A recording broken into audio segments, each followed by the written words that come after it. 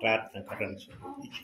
स्तुतीस पात्र भयास योग्य असणाऱ्या आमच्या जिवंत प्रिय प्रेमळ प्रभू येशू ख्रिस्ता, राजांच्या राजाला प्रभूंच्या प्रभूला धन्यवाद. येशू तुला गौरविते उंचविते, कारण तू स्तुतीस योग्य पवित्र असा देव आहेस. परमेश्वरा, तुझ्याशिवाय जगामध्ये देव नाही.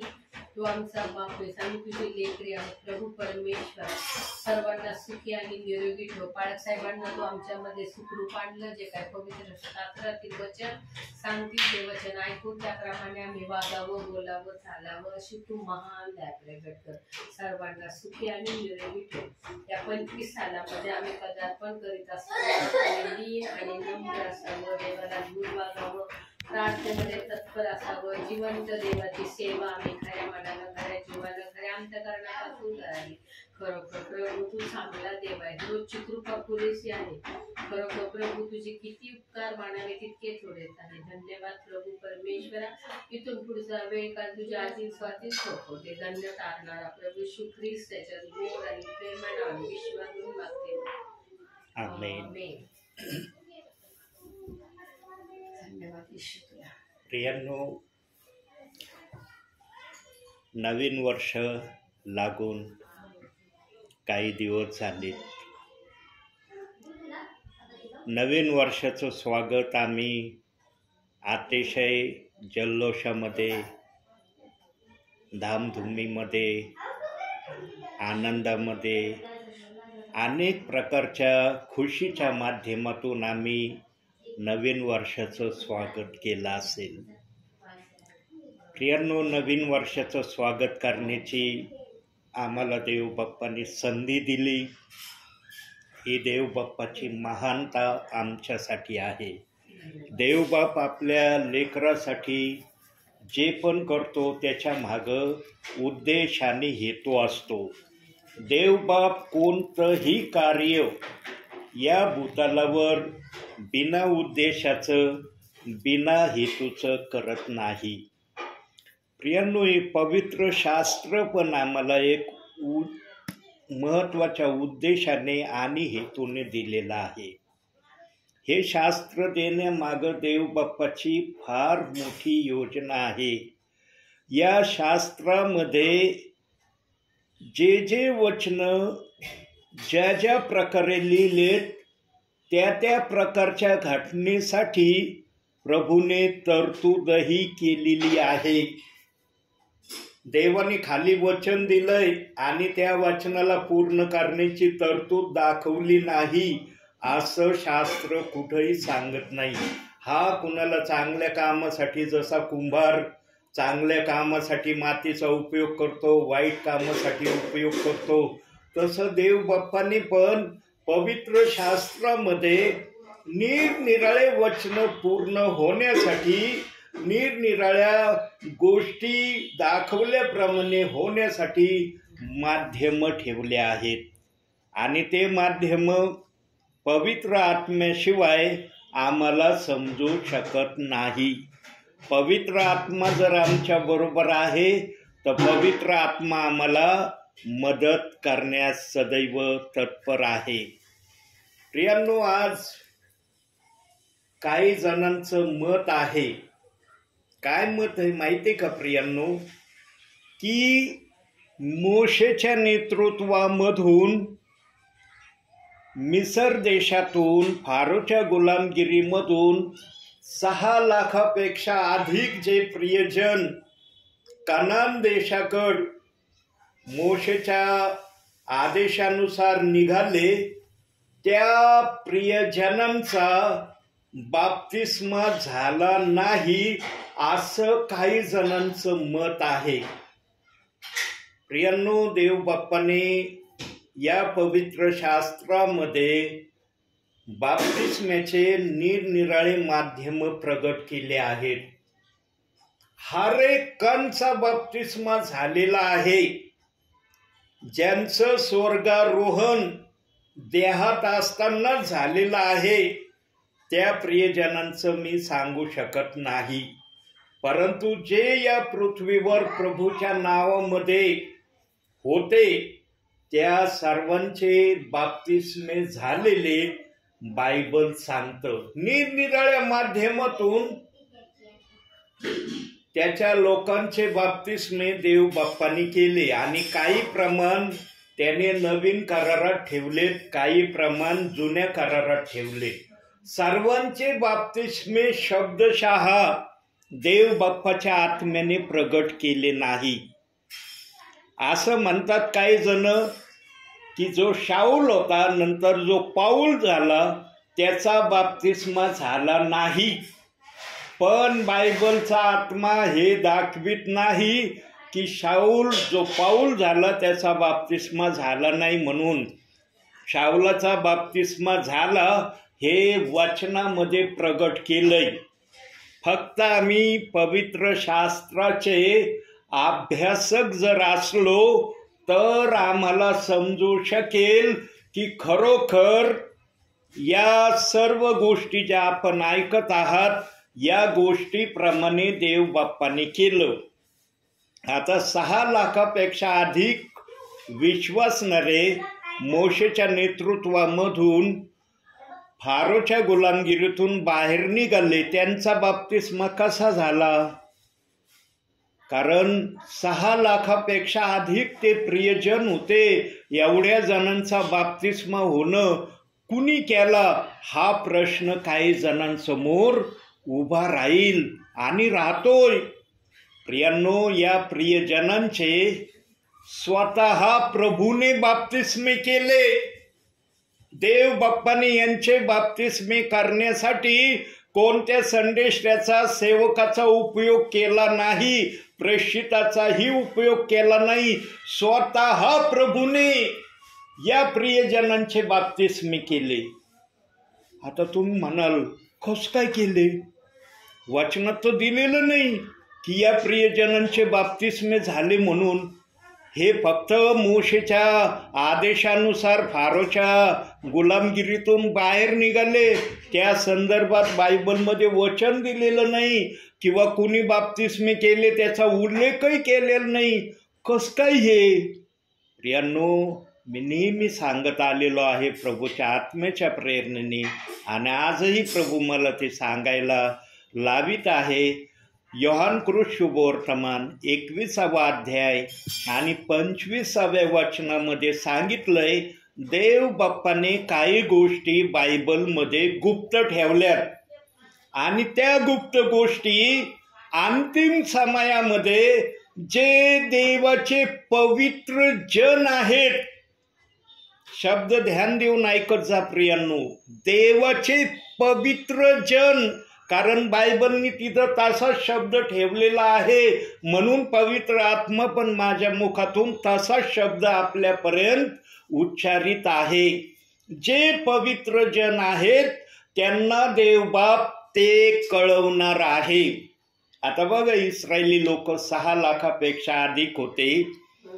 जेव्हा ते तांबड्या समुद्राजवळ आले, तांबड्या समुद्राजवळ आल्यावर एवढ्या लोकांना समुद्रातून जाणं शक्य होतं का? जर त्याच्यामध्ये ते उतरले असते तर ते जिवंत राहिले असते का? नसते राहिले. परंतु देव बाप्पाने त्यांच्या बाप्तिस्मेची योजना वेगळ्या प्रकारे केली होती.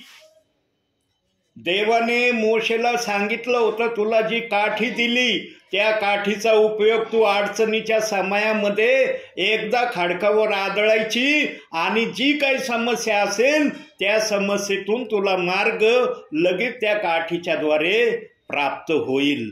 आणि तसं झालं प्रियांनो. ज्या प्रकारे प्रभू बोलला त्या प्रकारे घडलं पण. आणि मोशेने जेव्हा ती काठी खडकावर आदळली तेव्हा भिंतीसारखा तांबडा समुद्र असा उभा राहिला आणि मधून त्यांना रस्ता, कोरडी वाट केली.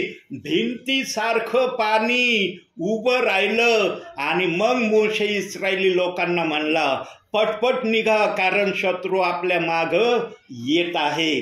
आणि इस्रायली लोक जेवढे पण त्या तांबड्या समुद्रातून निघाले ते सर्वजण या गोष्टीचं प्रमाण प्रभू देत होता. या सर्वांचे बाप्तिस्मे मी करत आहे. त्या ठिकाणी शब्दशः सांगितलं नाही की बाप्तिस्मा यांचा होत आहे, परंतु हे शब्द गुप्त ठेवले. परिस्थितीला पाहून देव बाप्पाने त्यांचा बाप्तिस्मा त्या प्रकारे केला. आणि जेव्हा ते पाण्यातून बाहेर निघाले तेव्हा मोशेला सांगण्यात आलंय पाणी पूर्ववत होण्यासाठी तू पुन्हा जी प्रक्रिया आहे ती कर. आणि पाणी जेव्हा पूर्ववत झालं तेव्हा फारोची सेना पाण्यामध्ये सगळी समाप्त झाली.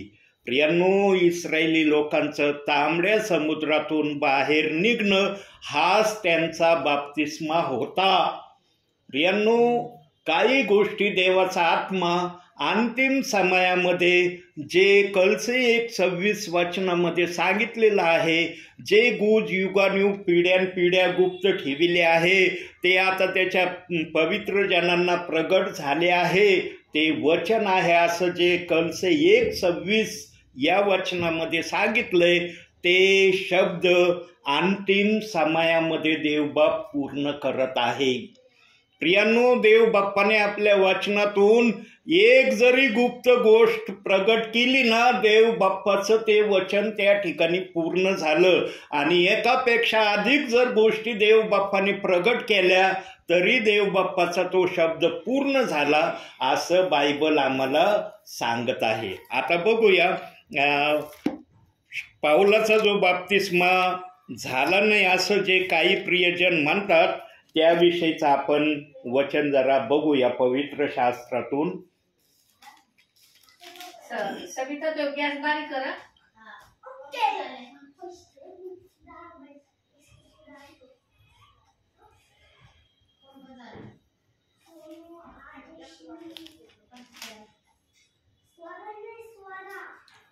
वचनामध्ये सांगितलंय बघा, आता शाऊलाचा बाप्तिस्मा झाला नाही असं काही जण म्हणतात, परंतु देवाचं वचन सांगतं की शाऊलाचा देखील बाप्तिस्मा झाला.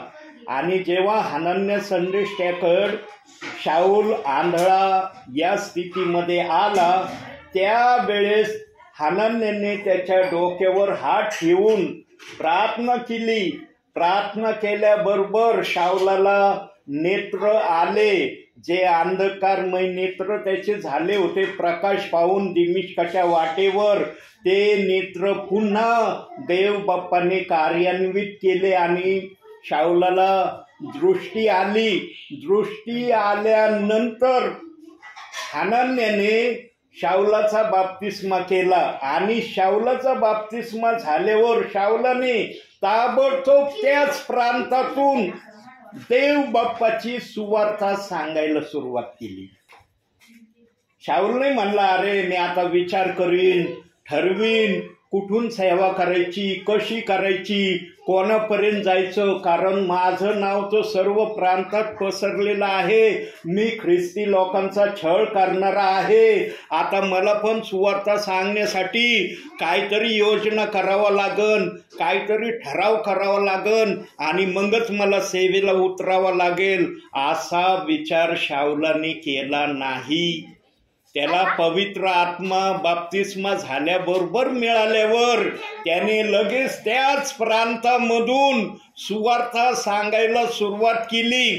आणि ज्या ठिकाणातून त्याने सुवार्ता सांगायला सुरुवात केली त्याच ठिकाणातून शाऊलाचा विरोध व्हायला सुरुवात झाली.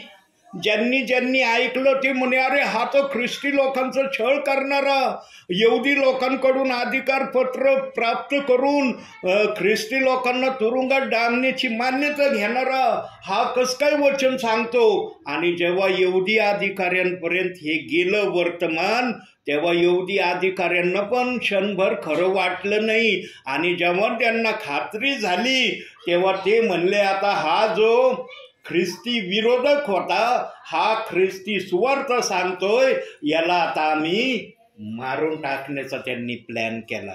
पण त्यांच्या प्लॅनप्रमाणे शाऊलाची हत्या झाली नाही असं वचन सांगतं. आता त्या शाऊलाचा बाप्तिस्मा झाला याचं प्रमाण मी वचनातून दाखवतो. त्यासाठी काढूया आपण प्रेषितांची कृत्ये 19वा अध्याय 5 आणि 6 या वचनाला ध्यान देऊन ऐका प्रियांनो. हे ऐकून त्यांनी प्रभू येशूच्या नामात बाप्तिस्मा घेतला आणि पावलाने त्याजवर हात ठेविले तेव्हा पवित्र आत्मा त्याजवर आला. ते वेगवेगळ्या भाषा बोलू लागले व ईश्वरी संदेश देऊ लागले. प्रियांनो, त्या काळामध्ये जेव्हा शाऊलाचा काळ होता आणि त्याच्या अगोदरचा जो काळ होता त्या काळामध्ये डोक्यावर हात ठेवून प्रार्थना करण्याची विधी असायची. ज्यांच्या डोक्यावर हात ठेवला जायचा त्यांना पवित्र आत्मा तत्क्षणी प्राप्त व्हायचा. असा तो काळ होता प्रियांनो. सर्वजण पवित्र आत्मेने तत्क्षणी भरायला सुरुवात व्हायचे आणि हात ठेवण्याचा अधिकार त्यांनाच असायचा ज्यांचा बाप्तिस्मा झालेला आहे. बिगर बाप्तिस्मा झालेल्या व्यक्तीला कोणाच्या डोक्यावर हात ठेवण्याचा अधिकार नव्हता. म्हणून शाऊल ज्याला पाऊल म्हणतात, पाऊलाने जेव्हा इफिस येथील लोकांच्या विश्वासणाऱ्यांच्या डोक्यावर हात ठेवले तेव्हा त्यांना पण तत्क्षणी पवित्र आत्मा मिळाला असं वचन सांगतं. आता जर पाऊलाने त्यांच्या डोक्यावर हात ठेवले आणि प्रार्थना केली त्यांना पवित्र आत्मा मिळाला म्हणजे तो पवित्र आत्मा पाऊलामध्ये आलेला आहे. पाऊलामध्ये जर पवित्र आत्मा नसता तर यांच्यावर आला असता का पवित्र आत्मा? आणि पवित्र आत्मा येण्याचं प्रमाण देव बाप्पांनी सांगितलंय. बाप्तिस्मा घेतल्यावर पवित्र आत्मा येतो. आज प्रत्येक सेवक बाप्तिस्मा करतोय का नाही? कोणता सेवक म्हणतो का तुम्ही बाप्तिस्मा घेऊ नका? हा बाप्तिस्म्याचे 2 वचन असल्यामुळं विश्वासणारे गडबडले, तो भाग वेगळा आहे. विश्वासणारे गडबडलेले आहेत, सेवक गडबडलेले आहेत, देव बाप गडबडलेला नाही. देव बाप जर गडबडलेला होणार असता तर देव बाप्पाने बायबलमध्ये 2 बाप्तिस्म्याचे वचन ठेवले नसते. विश्वासणारे गडबडले आणि कशामुळं गडबडले? 2 बाप्तिस्म्याचे वचन ठेवले आणि 1 बाप्तिस्मा घेण्याची आज्ञा दिली. त्यामुळं विश्वासणारे आणि सेवक यांना प्रश्न उभा राहिला की आम्ही कोणता बाप्तिस्मा घेणं योग्य आहे? पेत्राचा बाप्तिस्मा घेणं योग्य आहे का येशू ख्रिस्ताचा बाप्तिस्मा घेणं योग्य आहे? आणि मग विश्वासणाऱ्यांना बायबलमध्ये वचनातून त्यांनी वाचलंय, ऐकलंय की येशू ख्रिस्त हा तारणारा आहे, तो स्वर्गात घेऊन जाणारा आहे. म्हणून येशू ख्रिस्ताने जी वाणी केली मत्ते 28व्या अध्याय आणि 19व्या वचनात, त्या वचनाला आज सर्वजण बहुतेक जण मानतात. परंतु पेत्राने जी पेंटिकॉस्टच्या दिवशी वाणी पवित्र आत्मेतून केली त्या वाणीला मानणारे फार थोडे प्रियजन आहेत. तिथं सर्वजण प्रियजन येत नाही, परंतु दोन्हीही वचनाचा अर्थ एकच आहे. आणि 1 बाप्तिस्मा घ्यायचा सांगितलं ते मी मागील संदेशामध्ये सांगितलं की 1 बाप्तिस्मा कसा असतो. 2 वचनं जरी असले तरी 1 बाप्तिस्मा कसा घ्यायचा ते पवित्र आत्मेने मागील संदेशामध्ये 2-3 संदेशात सांगितलेलं आहे. प्रियांनो, देवबाप कोणतीही गोष्ट अधुरी ठेवत नाही. आज बघा, मला एक फोन आला दुपारच्या टायमाला. एका पास्टरांनी फोन केला आणि त्यांनी बोलता बोलता मला विचारलं, म्हणे ब्रदर, इस्रायली लोक जे मोशेच्या नेतृत्वामध्ये निघाले त्यांचा बाप्तिस्मा झाला का? म्हणलं हो, झाला त्यांचा बाप्तिस्मा. मग ते म्हणले कसं झाला? मग त्यांना मी जे स्पष्टीकरण याच्यामध्ये रेकॉर्ड झालं त्या स्पष्टीकरणाप्रमाणे सांगितलं. तेव्हा ते पास्टर म्हणले खरोखर म्हणे ब्रदर, याप्रमाणे त्यांचा बाप्तिस्मा झाला. त्यांनी कुठलंही किंतु परंतु केलं नाही. प्रियांनो, आमच्याजवळ पवित्र आत्मा असला ना, कोणताही प्रश्न आमच्या समोर उभा राहिला ना, त्या प्रश्नाचं उत्तर सेवकाला जरी देता आलं नाही पण पवित्र आत्म्याला त्याचं उत्तर देता येतं. कारण पवित्र आत्मा जाणतो माझ्या सेवकाच्या आडामध्ये हे नाही, म्हणून पवित्र आत्मा ते सेवकाच्या आडामध्ये टाकतो आणि सेवक बोलायला निर्भीडपणे सांगायला हरकत घेत नाही. प्रियांनो, पाऊलाचा देखील बाप्तिस्मा झाला हे त्याच्या डोक्यावर हात ठेवण्याच्या प्रक्रियेने सिद्ध होतं. कारण डोक्यावर हात ठेवण्याचा अधिकार त्यांनाच होता ज्यांचा बाप्तिस्मा होतो. ज्यांचा बाप्तिस्मा होत नाही त्यांना डोक्यावर हात ठेवण्याचा अधिकार नाही. आणि पाऊलाचा बाप्तिस्मा झालेला होता म्हणून पाऊलाने इफिस येथील लोकांच्या मंडळीच्या डोक्यांवर हात ठेवले आणि वचन सांगतं की त्यांच्यावर पवित्र आत्मा आला. बघा, प्रेषित 19 अध्याय 6 वचन. आणि पाऊलाने त्याजवर हात ठेविले तेव्हा पवित्र आत्मा त्याजवर आला. ते वेगवेगळ्या भाषा बोलू लागले व ईश्वरी संदेश देऊ लागले. प्रियांनो, त्या काळातले सेवक पण असे प्रभावी होते.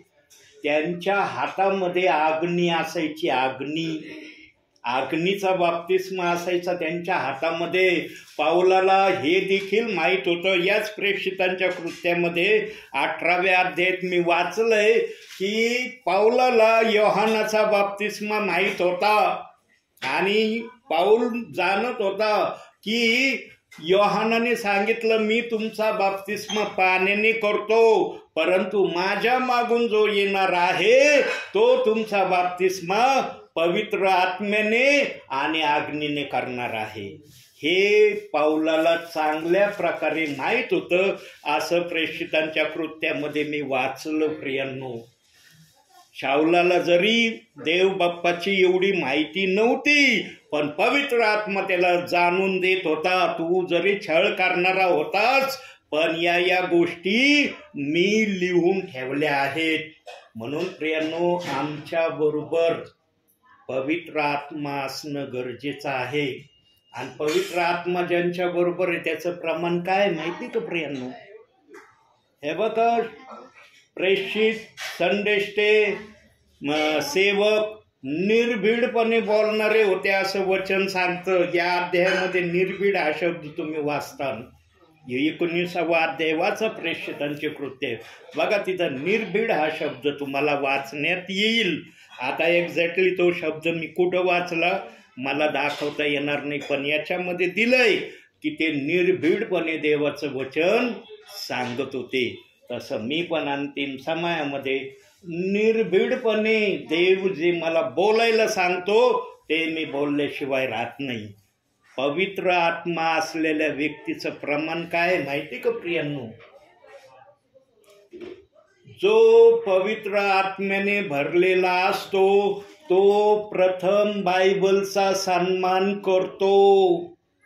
हे जे पवित्र शास्त्र आम्हाला देव बाप्पांनी दिलंय आमच्या भावी जीवनाच्या उन्नतीसाठी, वाढीसाठी, पवित्रतेमध्ये राहण्यासाठी, त्या वचनाचा आदर करतो. आणि जो विश्वासणारा बायबलच्या वचनाचा आदर करतो तो विश्वासणारा कधीच बायबलच्या कोणत्या वचनाला दोष लावणार नाही. दोष न लावण्याची प्रक्रिया पवित्र आत्म्याच्या सामर्थ्याने चालणाऱ्यांमध्ये असते. प्रियांनो, आता याचे तर्क वितर्क तुम्ही काढाल ते तुमचा प्रश्न आहे, हा देवाचा प्रश्न नाही. देवाने वचन सरळ दिलंय, आम्ही ते सरळ घ्यावं ही देवाची इच्छा आहे. आज काही विश्वासणारे, काही सेवक सरळ रीतीने वचन घेत नाही. न्यायाच्या दिवशी प्रभू विचारणार आहे. प्रभू कोणाला सोडणार नाही. प्रत्येकाला प्रभूच्या आसनासमोर उभं राहायचंय आणि त्या ठिकाणी त्याचं सर्व काही पृथ्वीवर जे काय केलेलं आहे ते सगळं ऑटोमॅटिक ओपन केलं जाणार आहे. तो तिथं बोलणार नाही, त्याचे कृत्य ऑटोमॅटिक त्याला दिसणार आहे. पहा तू पृथ्वीवर काय केलं. माझा दास येत होता, वचन सांगत होता, वचन खोलून दाखवित होता, आत्म्याच्या प्रेरणेने बोलत होता की जो ज्याच्यात पवित्र आत्मा असतो तो वचनाला दोष लावित नाही. त्या ठिकाणी मग किती गिरगिडले, किती उंथे पालथे पडले, किती क्षमा मागितली, किती पश्चाताप केला, देव बाप्पाला काही फरक पडणार नाही. पण इथं फरक पडन, इथं फरक पडन. कारण इथं का फरक पडन, आमचा तारणारा आलेला नाही. आणि देवाने सांगितलं, माझ्या येण्या अगोदर जो विश्वासणारा माझ्या नावाने जे चांगलं बायबलच्या वचनाप्रमाणे करण्याचं ठरविल त्याला मी सहाय्य करेल, आशीर्वाद देईल. पण प्रभूच्या चरणासमोर गेल्यावर जर ही प्रक्रिया दाखवली, तिथं कोणती प्रक्रिया मान्य केली जाणार नाही. आणि तिथं कोणताच विश्वासणारा हे नाही म्हणणार, मला हे सांगण्यात आलं नाही प्रभू, आला असतं तर मी विचार केला असता पृथ्वीवर काय करायचं काय नाही. तेव्हा देव बाप्पाचा आत्मा कदाचित मला एका बाजूला उभं करीन. हा येत होता ना तुमच्याकडं, फोन करीत होता का तुम्हाला की मी येऊ राहिलो तुमच्या घरी? तेव्हा तुम्ही म्हणाल नाही, कधीच फोन नव्हते करत, अचानकपणे यायचे. आणि मग त्यावेळेला मी काय बोललो पवित्र आत्म्याच्या प्रेरणेने ते तिथं ऐकवलं जाणार आहे. म्हणून प्रभूच्या दरबारामध्ये दुधाचं दूध आणि पाण्याचं पाणी जे मी वारंवार बोलतो प्रियांनो, ते असं मोघम नाही बोलत. माझ्याजवळ मोघम बोलायला शब्द नाहीत प्रियांनो. तुम्ही अतिशय धन्य प्रियजन आहेत. मी तर खरंच तुम्हाला धन्य म्हणतो. तुम्ही समजा अगर नका समजू ते तुमचा प्रश्न, कारण देव तुम्हाला भेटायला आलाय. अहो, देव तुम्हाला भेटायला येणं इतकं सोपं समजू नका. ज्या सेवकाला देव बाप दाखवतो ना, त्या सेवकाला कुठली प्रॉब्लेम ठेवत नाही डोक्यामध्ये. न तर पाहिलं सेवकाला प्रश्न पडतो काही जणांना, अरे तिकडं जायचंय, गाडीचा पेट्रोलचं काय करायचं. काही जणांना प्रश्न उभे राहतात. पण देवाने माझ्यासमोर हे प्रश्न ठेवले नाही, कारण देवाने मला देऊन तृप्त केलंय आणि फक्त सांगितलंय जा. मी जिथं जा म्हणून तिथं जा. प्रियांनो, ते म्हणतात ना एक मन आहे, आता नाही तर कधीच नाही. आज रात्री जर आला प्रभू तर विचारून येणार आहे का तुम्हाला मला? म्हणणार आहे का येऊ का मी जर म्हणलं ये प्रभू तर येईल का प्रभू?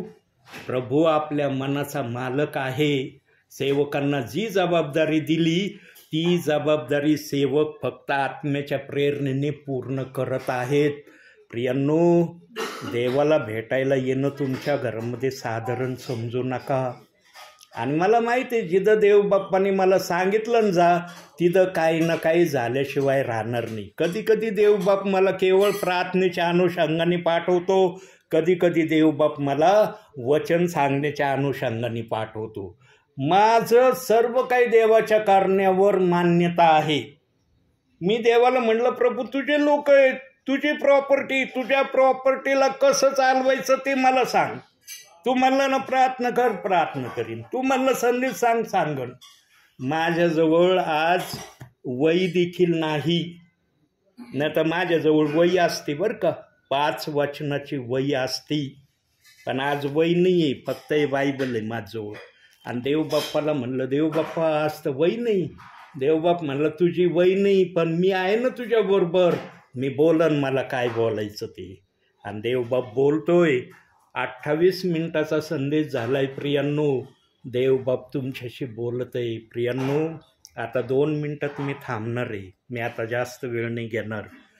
अंतिम समयामध्ये अंतिम निर्णय घ्या. आता अंतिम निर्णय घेण्याची घटका आली, कारण प्रभू आता येणार आहे. आणि अंतिम निर्णय घेण्याची घटका काय असू शकते? तुमच्या माहितीप्रमाणे तुम्ही अंतिम निर्णय कुठून स्टार्ट करणार? प्रियांनो, तुम्हाला सांगतो देवाचा दास या नात्याने, पवित्र आत्म्याच्या प्रेरणेने ह्या पवित्र शास्त्राला कधीही दोष लावू नका. ज्या चर्चला जातात त्याच चर्चला जा तुम्ही, त्याच चर्चचे सभासद तुम्ही राहा. मी तुम्हाला म्हणत नाही तुम्ही त्या चर्चचे सभासद राहू नका. फक्त देवाचं म्हणणं हे आहे की बायबलच्या कोणत्याही वचनाला दोष लावण्याचा अधिकार देवाच्या आत्म्याने मनुष्याला दिलेला नाही. देवाचा आत्मा कुठंच म्हणत नाही की तू बायबलच्या वचनाला दोष लाव आणि प्रभूचं नाव घेऊन चालत राहा. कुठं देवाने हे शब्द वापरले नाही. जर दिलेले असले असे शब्द तर मी तुम्हाला या शब्दातून मुक्त करीन. जितकं बायबल मला पवित्र आत्म्याने आत्तापर्यंत शिकवलंय ना, त्याच्यामध्ये देवबाप्पाने मला एवढंच शिकवलंय, या पवित्र शास्त्राला दोष लावू नको. कुठं दिलाय हा शब्द बघूया जरा.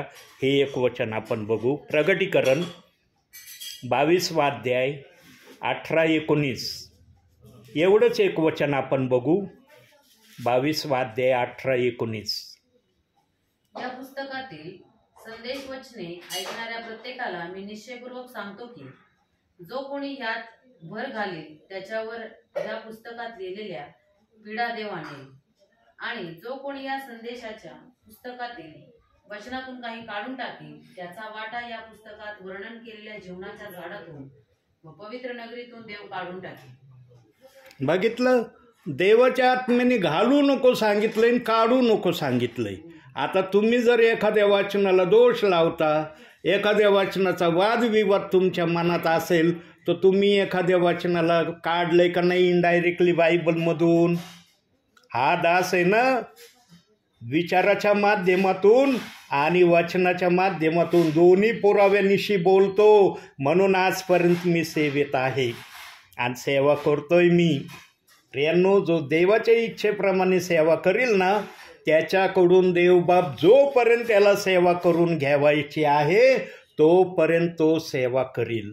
पण जो कुणी देवाच्या नावाखाली आपली इच्छा सांगण्याच्या हेतूने सेवेला जाईल, तो फार काळ सेवेमध्ये देव त्यांना ठेवणार नाही. आम्ही पाहतो प्रियांनो, जुन्या काळामध्ये अनेक राजे होऊन गेले. एकच राजा का नाही राहिलं बरं? एकाच राजाला का राज्य करता आलं नाही? निरनिराळे राजे पार 1 वर्षापर्यंत राज्य देण्यापर्यंत देवबाप्पाने राजांचा उपयोग का केला? ते 40 वर्षापर्यंत शाऊल दावीद यांची कारकीर्द बायबलमध्ये दिली. 1 वर्षापासून सेवा ते 40 वर्षापर्यंतची सेवा ही राजांनी केली असं बायबल आम्हाला शिकवतो. एकाच राजाच्या माध्यमातून का सेवा नाही झाली? कारण ज्याने देवाची आज्ञा मोडायला सुरुवात केली त्याचं पतन झालं. दावीद एवढा प्रामाणिक राजा होता. देवबाप म्हणला, मला माझ्या मनासारखा राजा मिळाला आहे.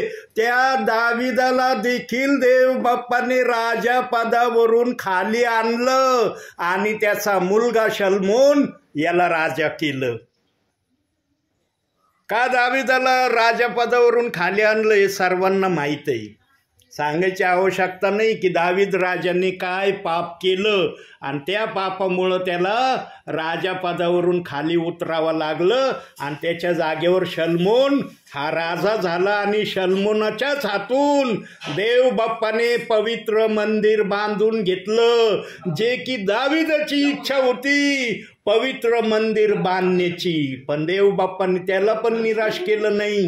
देवबाप म्हणला, तू मंदिराच्या सगळ्या सामानाची तयारी कर, पण तुझा मुलगा शल्मोन हा ते मंदिर बांधीन, तुला बांधण्याची मी संधी देत नाही. प्रियांनो, ज्यांनी देवाची आज्ञा केली, देवबाप्पाने त्यांच्याकडून आपलं कार्य करून घेतलं नाही. आज या वर्तमान काळामध्ये काही विश्वासणारे, काही सेवक देवाच्या वचनाला दोष लावतेत. विचार करा प्रियांनो, प्रभू कसा न्याय करील? कसं त्यांच्यासाठी प्रभू वर गेल्यावर प्रक्रिया करील? प्रियांनो, अंतिम समयात पण देवबाप आपल्या सेवकांच्याद्वारे काही जणांना जाग करतोय.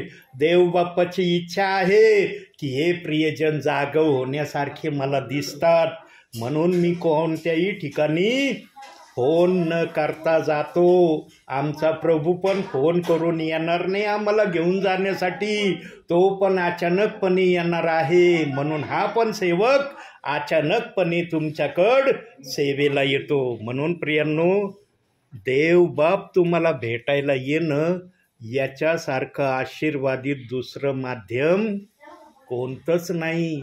अहो स्वर्गातल्या देवाला तुम्हाला भेटायची इच्छा झाली, स्वर्गातल्या देवाने अपेक्षा केली मला या प्रियजनांना भेटायचंय. हा मी देहाचा व्यक्ती, मी तुमच्यापर्यंत आलो, हा भाग वेगळा आहे. कारण देवबाप आत्म्यात आहे, मी शरीरात आहे.